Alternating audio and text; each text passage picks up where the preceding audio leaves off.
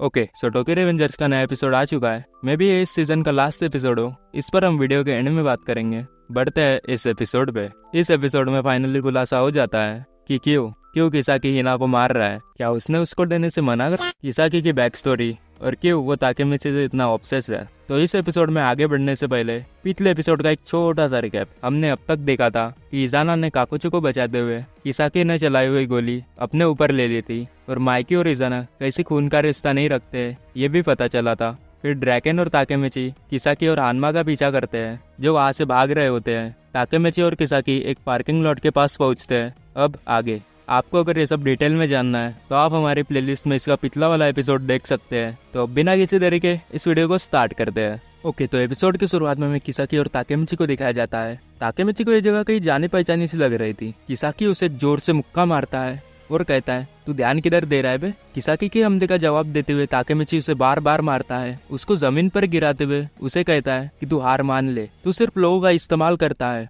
और खुद कुछ नहीं कर सकता। ये सुन के किसाकी ताकेमिची के पंच को रोकता है और कहता है कि तुम्हें जीतने के लिए सिर्फ ताकत की जरूरत नहीं है। वो ताकेमिची के सर को मारकर समझाता है कि जीतने के लिए एक परफेक्ट प्लान की भी जरूरत होती है। ताकेमिची उस पर हमला करते हुए कहता है ये एक परफेक्ट प्लान, वो भी सिर्फ मुझे हराने के लिए। किसाकी कहता है चुप हो जा बोस।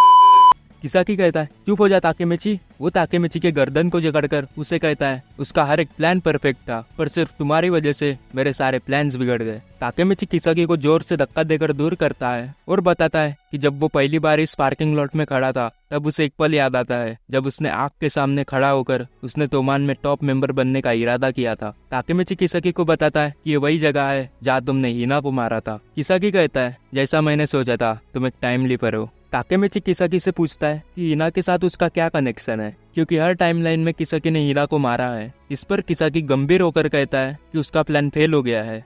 एक फ्यूचर सीन में ताकेमिची देखता है कि कैसे किसाकी हिना को उसका कैसे किसाकी हिना को प्रपोज करता है लेकिन हिना उसे मना कर देती है। जब ताकेमिची इस बात को समझने की कोशिश करता है तब किसाकी अपनी बंदूक निकालकर उसके ऊपर पॉइंट करता है और कहता है अब सब कुछ यहाँ खत्म होने वाला है तो मैं तुम्हें अब सब बताता हूँ। वो बताता है कि हिनाटा और मैं एक ही स्कूल में थे और मैं तब पढ़ाई में बहुत जीनियस था। मैं तब हिनाटा को पसंद करता था और मुझे लगता था कि हिनाटा भी मुझ जैसे जीनियस को पसंद करेगी, पर तब तुम बीच में आ गए ताकेमिची और तुम हिना के दिल में अपनी जगह बसाने लग गए। तब से फिर मैंने तुम्हें फॉलो करना शुरू किया और तब मुझे पता चला कि तुम्हें जापान का टॉप डेलिंक्वेंट यानी कि गुंडा बनना है। तब से फिर मैंने भी यही बनने का डिसाइड किया और हिना को तुमसे छीनने का डिसाइड किया। फिर मैंने जापान के टॉप डेलिंक्वेंट के बारे में पता किया और तब मुझे माइकी के बारे में पता चला। फिर जब वह सेकंड ईयर में था समर के वक्त उसने ताकेमिची से मुलाकात की और उसने उससे बेहतर होने का ठान लिया था। फिर उसने माइकी से अप्रोच किया। वो माइकी को मैनिपुलेट करके जापान का टॉप डेलिंक्वेंट बन सकता था।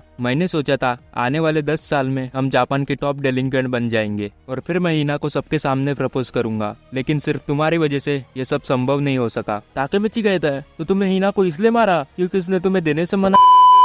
ताकेमिची कहता है तो तुमने हिना को इसलिए मारा क्योंकि उसने तुम्हें रिजेक्ट कर दिया था।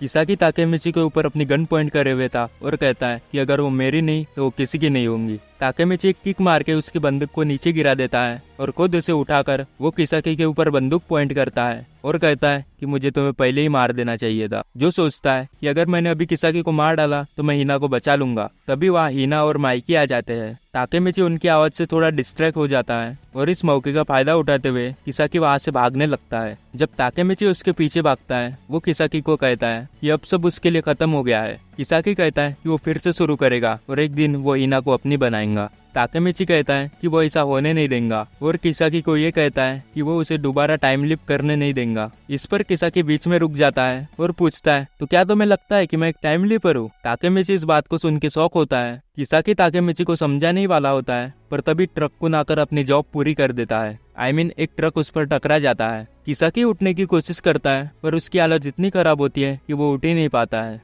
वो कहता है कि मुझे मरना नहीं है पर इसी के साथ फाइनली किसाकी मर जाता है। माइकी और हिना वहाँ पहुँचते हैं और पूछते हैं क्या हुआ ताकेमिची यहाँ पर। फिर हमें ड्रैकेन और हानमा की ओर दिखाया जाता है जहाँ हानमा ड्रैकेन से कहता है कि तुम तो काफी स्ट्रांग निकले लेकिन अब तक किसाकी भाग के चला गया होगा। किसाकी की मौत के साथ तेंजिको के टॉप 5 एग्जीक्यूटिव्स अरेस्ट होते हैं और 3 लोग मारे जाते हैं जिनमें एन्मा, इजाना और किसाकी थे।